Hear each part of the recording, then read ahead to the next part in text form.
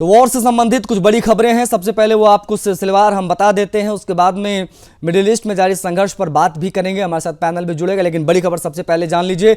Iran के नौसेना प्रमुख के मारे जाने की खबर है। जी हां, आपको बता दें, एडमिरल शाहराम ईरान के मारे जाने की जानकारी मिल रही है।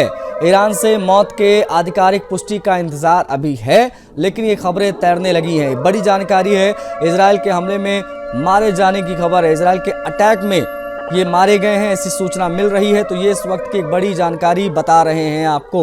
ईरान के नौसेना प्रमुख के मारे जाने की खबर है। एडमिरल शाहराम ईरानी के मारे जाने की सूचना मिल रही है। हालांकि अभी आधिकारिक पुष्टि का इंतजार है, लेकिन यह बताया जा रहा है मीडिया रिपोर्ट्स में कि इजराइल ने जो अटैक किया उसमें इनकी मौत हो गई है।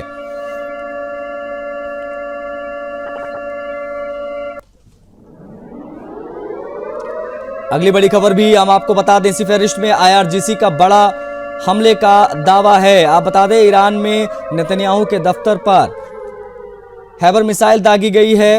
नेतन्याहू के दफ्तर को निशाना बनाया गया है, आईआरजीसी ने ऐसा कहा है। इजराइल में मिसाइल हमलों का अलर्ट भी जारी किया गया। तो ये बड़ी खबर हम आपको बता रहे हैं। आईआरजीसी का बड़ा हमला हुआ है, ऐसा दावा आईआरजीसी की तरफ से किया गया है। नेतन्याहू के दफ्तर पर हैबर मिसाइल दागी गई है। ये इस वक्त की एक बड़ी खबर है। कुवैत में अगली बड़ी खबर भी आपको बता देते हैं। कुवैत में अमेरिकी फाइटर जेट क्रैश हुआ है। कुवैत में अमेरिकी जेट फाइटर क्रैश होने की सूचना मिली है। बता आपको ये दें कि मिसाइलों से घात लगाकर हमला किया गया और जो फाइटर जेट का पायलट था उसने खुद को इजेक्ट किया है। ये बड़ी जानकारी निकलकर सामने आ रही है। कुवैत में अमेरिका के कई फाइटर जेट गिरे हैं, एक नहीं कई गिरे हैं, ये भी बता दें आपको। और अमेरिकी फाइटर जेट को लेकर कुवैत का ये बड़ा दावा है। कुवैत में अमेरिकी फाइटर जेट क्रैश से संबंधित ये भी एक बड़ी खबर है। एक और बड़ी खबर इसी बीच इजराइल के रक्षा मंत्री का एक बयान भी आया है। हिजबुल्लाह को बड़ी कीमत चुकानी पड़ेगी, ये बात इजराइल ने कहा है। अब हिजबुल्लाह का चीफ हमारे निशाने पर है, इजराइल रक्षा मंत्री ने यह बयान दिया है। तो ये बड़ी जानकारी आपको दे दें कि हिजबुल्लाह को लेकर भी हिजबुल्लाह के चीफ को निशाना बनाने की बात भी सामने आई है। इजराइल के रक्षा मंत्री ने यह बड़ा बयान दिया है। तो ये बड़ी जानकारी इजराइल के रक्षा मंत्री के बड़े दावे से संबंधित है और चुनौती दी गई है कि हिजबुल्लाह को बड़ी कीमत चुकानी पड़ेगी और हिजबुल्लाह का चीफ हमारे निशाने पर अब है। ये बात इजराइल की तरफ से कही गई है। एक और बड़ी खबर इस बीच आपको बता दें कि जॉर्डन, कुवैत और बहरीन पर ईरान का हमला। ईरान ने एक साथ तीनों देशों पर हमला किया है। ईरान में अब तक 555 लोगों की मौत की सूचना है। ईरान पर बड़े हमले की तैयारी भी हो रही है। फ्रांस, जर्मनी, ब्रिटेन साझा एक्शन की तैयारी में भी हैं। तो एक ये भी आपको जानकारी दे दें, फ्रांस, जर्मनी, ब्रिटेन के नाम सामने आ रहे हैं। प्रतिक्रियाओं का दौर भी लगातार जारी है। ईरान के परमाणु कार्यक्रम पर IAEA का बयान भी आया है। बड़े शहरों को खाली कराया जा सकता है, हालात बेहद चिंताजनक हैं। ईरानी अथॉरिटी से संपर्क नहीं हो पा रहा है, ये बात भी IAEA के तरफ से कहा गया है। ईरानी अथॉरिटी से संपर्क नहीं हो पा रहा।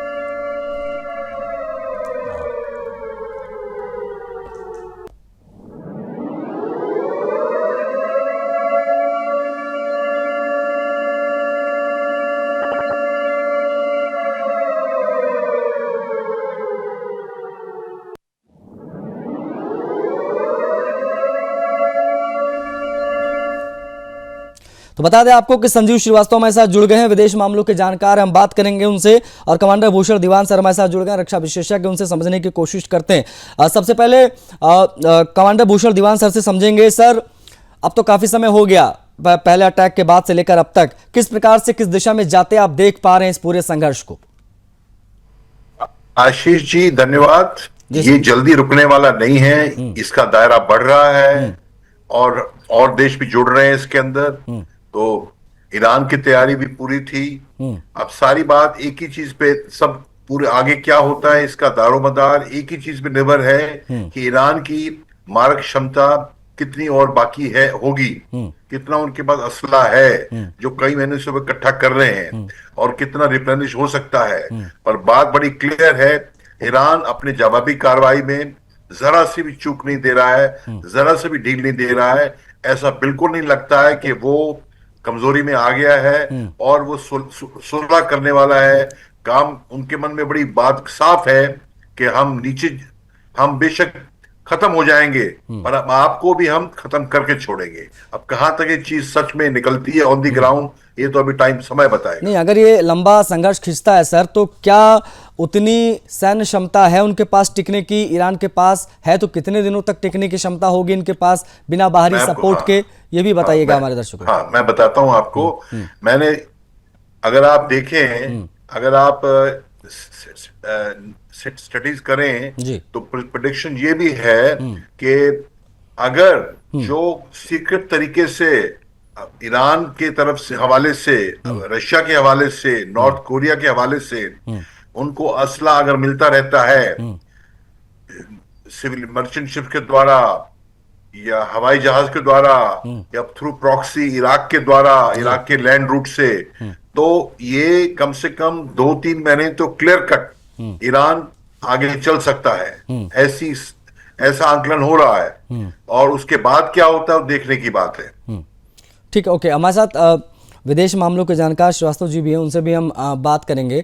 सर, आप पश्चिम एशिया के इस संघर्ष को अब तक किस तरफ जाता देख पा रहे हैं, वो जरा बताइए, क्योंकि ईरान लगातार पलटवार कर रहा है, उस तरफ से लगातार बयान आ रहे हैं। किस प्रकार से देखा जाए इन बयानों को, इन चेतावनियों को, जो इजराइल की तरफ से भी दिया जा रहा है, यूएस की तरफ से भी और ईरान की तरफ से भी? देखिए, ईरान की जो रिमेनिंग जो इस्लामिक रिजीम के जो लीडर्स हैं, वो जाहिर है कि अपना रिटेलिएशन दिखा रहे हैं, अपना जो एक टफ पोस्चर वो लगातार मेंटेन किए हुए हैं, अब झुकने को तैयार नहीं है। लेकिन यदि उन्होंने इसी तरीके का रुख अख्तियार करके रखा तो जाहिर है कि ये उनके जो भविष्य के लिए, जो उनका सर्वाइवल के लिए, वो काफी स्वयं से वो अपने अपने कोलैप्स का रास्ता प्रशस्त कर रहे हैं। और वो उनको डायलॉग और डिप्लोमेसी की तरफ वो बढ़ सकते हैं। यदि उनके अंदर इस तरीके की बुद्धिमत्ता आती है तो कोई ज्यादा बेहतर स्थिति होती। लेकिन उन्होंने अब चूंकि युद्ध का रास्ता चुना है और यदि उनके अंदर इसी तरीके की बात है कि हम चाहे स्वयं समाप्त हो जाएं, हम सबको समाप्त करेंगे इत्यादि, तो जाहिर है कि इस तरीके की जो एक सेल्फ डिस्ट्रक्टिव और एक फिदायीन वाली जो सोच है, वो उनके भी भविष्य के विनाश का और उनके भी जीवन के विनाश का कारण बन सकती है।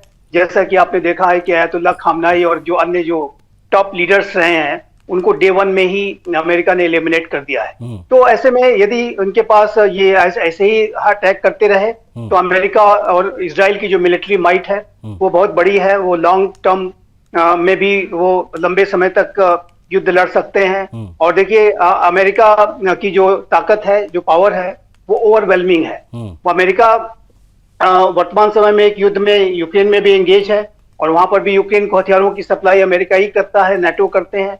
और लेकिन अमेरिका के पास इतनी कैपेबिलिटीज और इतने रिसोर्सेस हैं और इतना धन है और इतनी ज्यादा एडवांस टेक्नोलॉजीज हैं कि वो लंबे समय तक 2 युद्धों को भी एक साथ। अच्छा संजीव जी, आज इन सबके बीच में ये तो खैर युद्ध चल रहा है, लेकिन जो इससे असर पड़ रहा है वो बताइए। रिफाइनरीज का बंद होना और तमाम चीजें निकलकर सामने आ रही कि समुद्री रास्ते जो है वो रोक दिए गए हैं, ये किस दिशा में जा रहा है और उसका क्या असर पड़ता आप देख रहे हैं? क्योंकि सुरक्षा कारणों से, क्योंकि हमले भी हुए हैं, एक अस्थायी रूप से इनका उत्पादन रोका गया है, इस पर क्या कहेंगे सर? संजीव जी, देखिए, अभी वर्तमान इस समय में स्थितियां काफी वोलाटाइल हैं और ये जो ईरान की जो रिमेनिंग इस्लामिक रिजीम के जो लीडर्स हैं, वो बेतहाशा जहां कहीं भी उन्हें मौका मिल रहा है वो हमले कर रहे हैं। यहाँ तक कि ओमान तक को नहीं छोड़ा, कतर तक को नहीं छोड़ा, जो कि मीडिएशन कराने के लिए प्रयास करते थे, उसके प्रति कोई सिंपैथी भी रखते थे। लेकिन उनको भी नहीं बख्श रहे हैं। यूएई और सऊदी अरेबिया से तो उनकी जो पुरानी एक प्रतिद्वंदिता रहती है शिया सुन्नी की वजह से। तो ये जो ईरान की इस्लामिक रिजीम अगर ऐसा ही व्यवहार करेगी तो इसको कहते हैं विनाशकाले विपरीत बुद्धि। और ये जो बहुत लंबे समय तक ये कंटिन्यू ऑपरेशन अपने जो कैंपेन को कर नहीं सकते, अमेरिका उन्हें पहले ही डिग्रेड करने के लिए अभियान चला करके रखा हुआ है। वो अगले नेक्स्ट फ्यू डेज में जाहिर है कि उनके पास ये जो मिसाइलों की का जो डिप्लीशन है जी। वो तेज गति से जब होगा। अच्छा, और इस बीच एक बड़ी खबर ये भी आ रही है सर कि ईरान का दावा है कि उसने मिसाइल हमले में नेतन्याहू के दफ्तर को टारगेट किया है। अब इजराइल ने इसको मना किया है कि नहीं, इस प्रकार की कोई बात नहीं, खारिज किया है। ये भी हम समझेंगे हमारे जो रक्षा विशेषज्ञ हैं भूषण सर से। तो लगातार एक दूसरे के ऊपर हमले हो रहे हैं, पश्चिम एशिया में तनावपूर्ण स्थितियां बनी हुई हैं, आज हम उसी की बात कर रहे हैं और लगातार बड़ी बड़ी बातें, बड़े बड़े दावे भी किए जा रहे हैं। कमांडर भूषण दीवान सर की तरफ मैं बढ़ूंगा बिना किसी देरी के। सर, एक बड़ा दावा किया गया कि नेतन्याहू के दफ्तर को टारगेट किया गया है, इसको किस प्रकार से देखा जाए? हालांकि इजराइल ने इसका खंडन किया है। देखिए, इस नरेटिव के वॉर में दोनों तरफ से बड़े बड़े दावे किए जाते हैं, पर मैं आपको जो पिछली बार बाइट में मैंने बोला है, मैं उसी बात को उस पर आगे चलूं जी। अगर नेगोशिएशन टेबल की पर बैठ के बातचीत भी होनी है तो आप समझें, अगर ईरान एकदम ठंडा ही पड़ जाए अभी, तो उनको तो नेगोशिएशन में बहुत बुरी तरह मार पड़ेगी। उनको सारी से सारी कंडीशंस जो है यूएसए की, इजराइल की माननी पड़ेंगी, तो उनके पास भी कुछ हाथ में रहेगा नहीं। और अभी जिस टाइप से वो चीज का दायरा बढ़ा रहे हैं, ऑलमोस्ट स्ट्रेट ऑलमोस्ट बंद है, 100-150 टैंकर वहां घूम रहे हैं, वहां से निकल नहीं पा रहे हैं। रेड सी में हुतीज ने गड़बड़ मचाई हुई है, वहां से भी शिपिंग डाइवर्ट हो रही है। जब दुनिया पूरी त्रस्त होएगी तो प्रेशर अमेरिका पे ज्यादा पड़ेगा, भाई आप नेगोशिएशन टेबल पे आओ। तो देर सवेर अगर आना ही है ईरान ने यूएसए के साथ नेगोशिएशन में, क्योंकि ये तो सवाल है ही नहीं कि आना ही है, तो कम से कम ईरान एक मजबूत जवाबदेही करके तब बैठेगा, तो उसका पलड़ा भारी होगा या बराबर होगा। और एकदम चुपचाप सरेंडर कर दे अभी, तो उसका पलड़ा बड़ा कमजोर होगा। पर आप ये भी बात देखें, ये इसी बीच में कोई मिसकैलकुलेशन हो जाए, मतलब जैसे कोई मिजेट सबमरीन है ईरान के पास, या उनके अंडर वाटर डाइवर्स की तरफ हवाले से कि एक आध एयरक्राफ्ट कैरियर में कोई माइन लगा दी जाए, जो है 2 एयरक्राफ्ट कैरियर है उनके, अमेरिका के जेराल्ड फोर्ड और अब्राहम लिंकन, और फ्रांस का भी वहां आ रहा है। तो अगर एक एयरक्राफ्ट कैरियर डूबता है बाय चांस, या कोई लकी हिट लगती है, ड्रोन की लग जाती है, और वो उसमें तो हजारों की तादाद में नेवल सेलर्स होते हैं, फौजी होते हैं, तो इसका दायरा बहुत बड़ा बढ़ जाएगा। तो ये कोई लड़ाई में इसका पक्का पता नहीं होता है कि कौन क्या करेगा। अगर अमेरिका को बहुत बड़ा नुकसान हो जाए और कोई चीज जैसे वो सेकेंड वर्ल्ड वॉर में हुआ, तो वो न्यूक्लियर अटैक ही कर दें, तो ये भी कुछ भी हो सकता है। तो इसलिए ये तो लड़ाई में ये नहीं कह सकते कि ईरान को चुप बैठ जाना चाहिए, मेरी समझ में तो वो हो रहा है। और जहां तक नेतन्याहू के ऊपर है, वो तो देखिए उनके पास भी चाइनीज सैटेलाइट फीड से और इंटेलिजेंस सोर्सेज से नेतन्याहू की तरफ, इजराइल की तरफ पिन पॉइंटेड अटैक्स कल से हम देख रहे हैं, परसों से हम देख रहे हैं, पिन पॉइंटेड अटैक्स हो रहे हैं। एक खबर बीच में ये भी थी कि इजराइल के न्यूक्लियर इंस्टॉलेशन में भी अटैक हुआ है। सच्चाई क्या है वो धीरे धीरे सामने आएगी तो मालूम पड़ेगा। ठीक, ओके सर, आप प्लीज बने रहिएगा। संजीव जी की तरफ हम बढ़ेंगे। संजीव सर, ये ज़रा हमारे दर्शकों को समझाइए कि अब ये जिस दिशा में चीज़ें जा रही हैं, इसका असर हमारे तरफ यानी हमारे देश पर, साउथ एशिया में क्या पड़ेगा? क्योंकि हम इधर अफगानिस्तान और पाकिस्तान का मामला भी बढ़ता देख रहे हैं, और उधर तो तमाम वो रास्ते हैं जिससे तमाम तेल और तमाम चीज़ें आती जाती हैं, उसका क्या असर हमारे तरफ, हम पर? देखिए, यदि ये स्ट्रेट ऑफ हॉर्मुज में बाधा बनी रहती है, तो ऐसे में निसंदेह जो भारत की जो एनर्जी इंपोर्ट्स हैं वो गहरे तरीके से प्रभावित होंगे। और आप जानते हैं कि 50% तक का हमारा जो क्रूड ऑयल है वो स्ट्रेट ऑफ हॉर्मुज से होकर के आता है। जो इराक और सऊदी अरबिया, कुवैत, यूएई की तरफ से जो क्रूड आता है वो जाहिर है कि स्ट्रेट ऑफ हॉर्मुज से ही आता है। और जाहिर, और गैस की अगर बात करें तो वो तो 50 से 80% तक का है। तो ऐसे में भारत जरूर इससे इम्पैक्टेड हो सकता है, और एनर्जी जो प्राइसेस हैं उसमें उछाल आ सकता है। और एक अभी भी अगर आप देखें तो जो ऑयल और गैस के दामों में उछाल आया है जब से ये कॉन्फ्लिक्ट वहां पे शुरू हुआ है, युद्ध शुरू हुआ है, तो ये जो भारत के लिए भी अच्छी स्थिति नहीं है।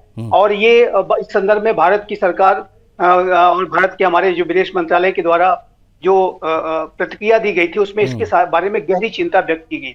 और कल भी हमारी कैबिनेट कमेटी ऑन सिक्योरिटी की जो बैठक हुई है उसमें सारे विषयों को डिटेल से हमारी जो टॉप लीडरशिप है, जो टॉप मोस्ट बड़ी जो डिसीजन मेकिंग बॉडी है, उसने प्रधानमंत्री श्री नरेंद्र मोदी की अध्यक्षता में सारा विचार अवश्य किया होगा।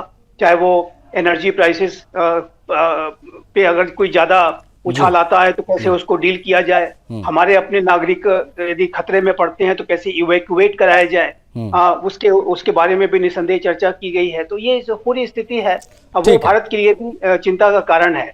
लेकिन भारत ये जरूर इस बात का भारत सलाह देगा कि डायलॉग और डिप्लोमेसी की तरफ कदम बढ़ाए जाएं और अभी तक जो डेवलपमेंट्स हुए हैं उसको फर्दर एस्केलेट न किया जाए, डी एस्केलेशन के प्रयास हो। तो भारत तो इस बात की कोशिश करेगा और इस संदर्भ में जो अपना बेस्ट पॉसिबल जो प्रयास है बैक चैनल के माध्यम से वो अवश्य करने की कोशिश करेगा। Commander Bhushan Diwan sir, Hezbollah की बात भी थोड़ी हम कर लेते हैं सर। हिजबुल्लाह की तरफ से भी तमाम बातें सामने आ रही हैं। हिजबुल्लाह की सैन्य क्षमताओं को कैसे देखा जाए? क्या वो मादा रखता है कि वो इजराइल जैसी रेगुलर आर्मी को चुनौती दे सकती है? किस प्रकार से इनको देखा जाए?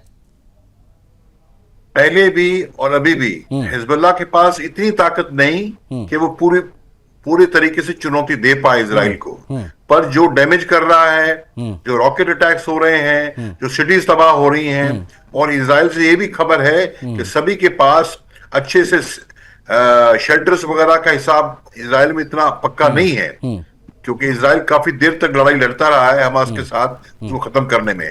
तो मतलब दोनों तरफ से 19-20 की बात है, मतलब इजराइल तो उनको पूरा दबा नहीं, खत्म नहीं कर पाया हिजबुल्लाह को, तो वो अपना जो भी डिस्ट्रक्शन करना है वो कर रहे हैं। अच्छा, इसकी क्या संभावना है सर कि ये टू फ्रंट वॉर की स्थिति बन सकती है इसमें?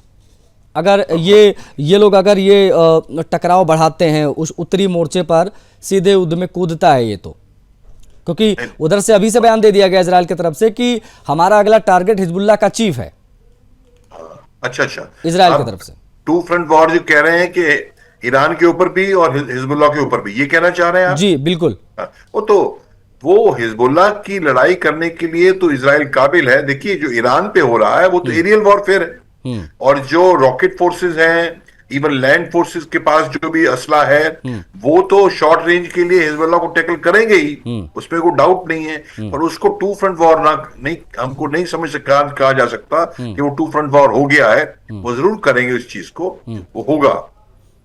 ठीक है sir, okay, thank you so much. आप सभी ने समय दिया, Sanjeev sir, commander Bhushan Diwan sir, thank you so much. लेकिन जो अपडेट्स आ रही हैं पश्चिम एशिया से, मिडिल ईस्ट में जो भी संघर्ष चल रहा है वो हम आप तक पहुंचाते रहेंगे। लेकिन फिलहाल मेरे साथ इस कार्यक्रम में इतना ही, आज्ञा दीजिए। जय हिंद।